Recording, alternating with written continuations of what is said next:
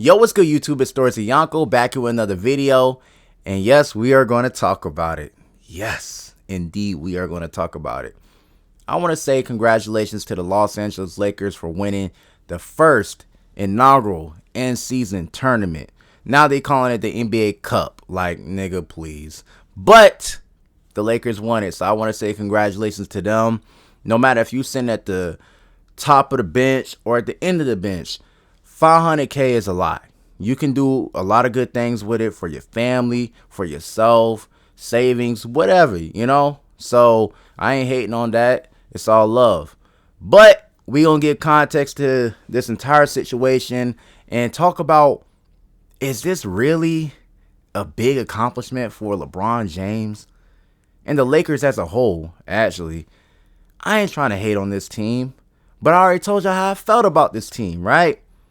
These niggas finna get bounced in the playoffs, bro. Let's keep it real. Every contender that they have played that was healthy, they got blown out by 30. That's a fact.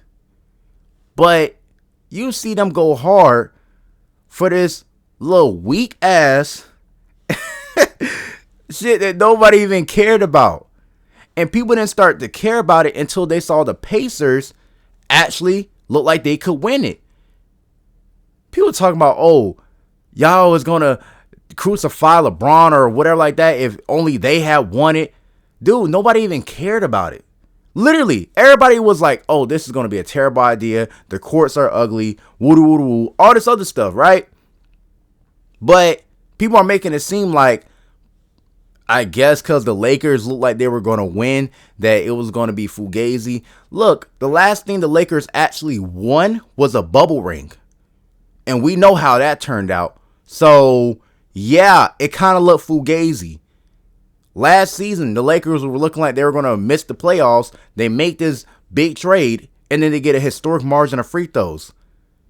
And then now, you know, when it's time for this whole in-season tournament thing, they have the weakest competition. They played the Utah Jazz, the Portland Trail Blazers, the Memphis Grizzlies, the Phoenix Suns without Devin Booker.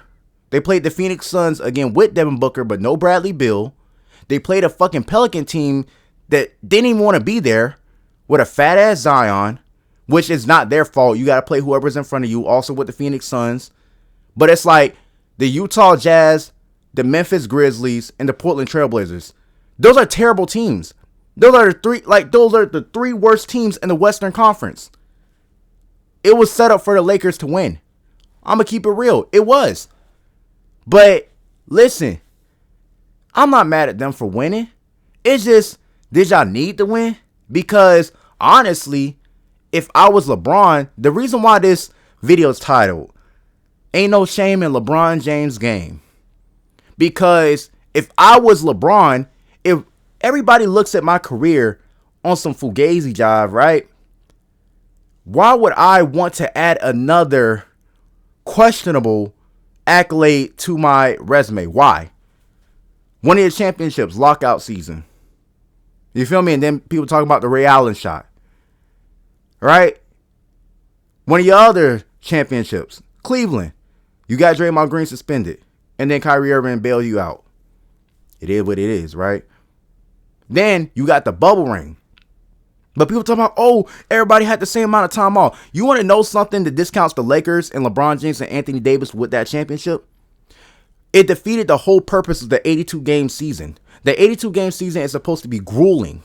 It's supposed to actually take something out of you. And it's supposed to be who are the last men standing at the end of the season to win a championship. The 82-game season is supposed to matter. And certain teams didn't want to be in the bubble. Certain teams got thrown out of rhythm in the bubble. But the Lakers, since they actually wanted to be there, they were the best team in the West, right? They actually wanted to be there. And you had two injury-prone players that have been injured ever since. They have not been able to stay healthy, which is part of the 82-game season. Be healthy because they got 4 months rest. So pretty much it was like starting the season off. It was everybody was fresh, whatever like that. But the people who were not mentally there, who did not want to be there, who actually wanted to be in an atmosphere to compete for a championship like they normally have done, they were checked out. And look, it ain't the Lakers' fault that other people weren't locked in, but we got to give context to why LeBron James and Anthony Davis have not been able to win a championship ever since. It's not because of the roster. It's because they have not had a 4-month break in between to be fresh to go for the playoffs. Every single time they get into the playoffs, they get their ass bounced. Who did they play last year? They played an injured Memphis team, right? They played a Golden State Warriors team with just Steph Curry pretty much. And they was getting a bunch of free throws at the start of that series. And then they got swept by the Nuggets, an actual healthy contender. The Lakers always get exposed, man. So what I'm saying with this, LeBron, do you really want to risk the embarrassment of getting your ass bounced in the first round, but yet you won this shit? You got a whole banner for it. You got a whole banner for it. They about to hang the banner probably tomorrow or the next day after, right? You are about to risk the embarrassment of somebody saying, oh, you can win this in-season tournament stuff playing weak teams and young teams, but yet you can't win a championship? That's crazy. That's crazy. Because I saw when LeBron James was chasing the scoring title and LeBron saw that his team was doing bad. And he was like, you know what? I don't want that smoke. I'm going to just leave it there. You right. People are clowning it because the Lakers won it. Because we know the Lakers ain't going to do shit in the playoffs. We know that. If the Pacers won it, it would have been fine because it's a young team. And look who they beat. They beat the Celtics, man. They beat the Bucks. They actually beat contenders to be there. Healthy contenders. And sure, Miles Turner laid an egg. Buddy Hield laid an egg. And they pretty much failed Tyrese Haliburton. I'm just keeping it real. But it's like nobody would have had a problem if the Pacers won because the expectations for the Pacers is to just be a playoff team this year after not making the playoffs for years. This is a young core. There is no, championship or bust for them. But for the Lakers, when you got a 39-year-old LeBron James and Anthony Davis in the prime of his career, and these guys just made the Western Conference Finals last season, once again, because it was Fugazi, but the expectations for them are completely different. So yeah, you probably should have left that shit on the table. You never should have probably made it this deep into it. I'm not saying, you got to lose or nothing like that. But I'm just saying, me personally, why would I want to put the pressure on me to have to win a championship now? Because there's no more, it's year 21 and it's 39 and all this other stuff. He's 40, 50 years old. There's no more of that. Now y'all got to go out and actually win. Because if y'all don't at least make the finals now, it looked like everything that the Lakers in this whole LeBron James era has been fugazi. Everything has an asterisk on it. The bubble, the end season, it's an asterisk. It's fugazi. And it's like, dude, Laker fans are so desperate to cling on to something. They will take this and they're like, everybody should hang a banner for it. And people are trying to make it seem like this counts as a fifth ring. It doesn't. It doesn't.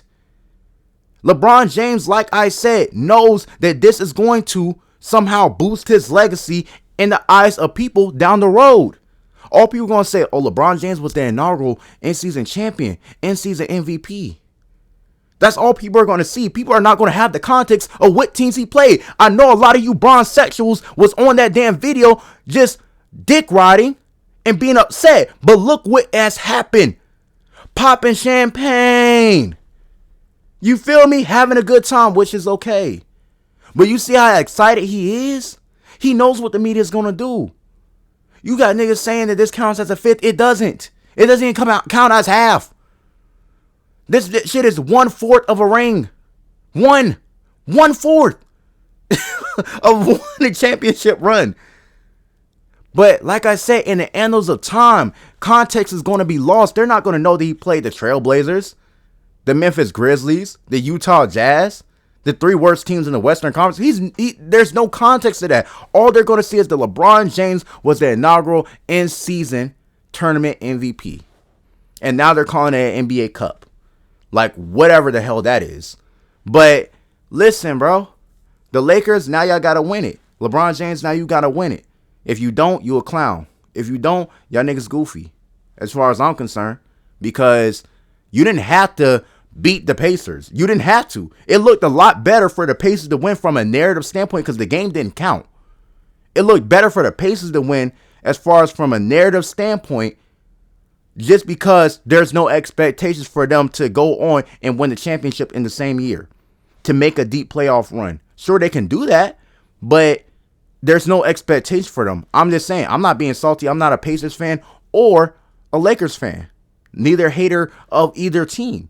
I'm just saying from pure optics and narrative standpoint, it is better to let the young team that has nothing to gain in terms of recognition, like they don't even get televised games, dude. Tyrese Haliburton just had his first televised game not too long ago. He had a triple-double. And I'm going to make a video on him too. But listen, Laker fans, get ready, man. All I'm going to say is get ready. You can enjoy this, as y'all should, whatever, praise it. Hell, even count it as a championship or half of a championship. But when it comes time for the playoffs and y'all get y'all ass exposed, I don't want to hear nothing about the bubble no more. I don't want to hear nothing about no end season. Everything in the LeBron James Lakers era has been fugazi. Fugazi. Cubic zirconia. Peace.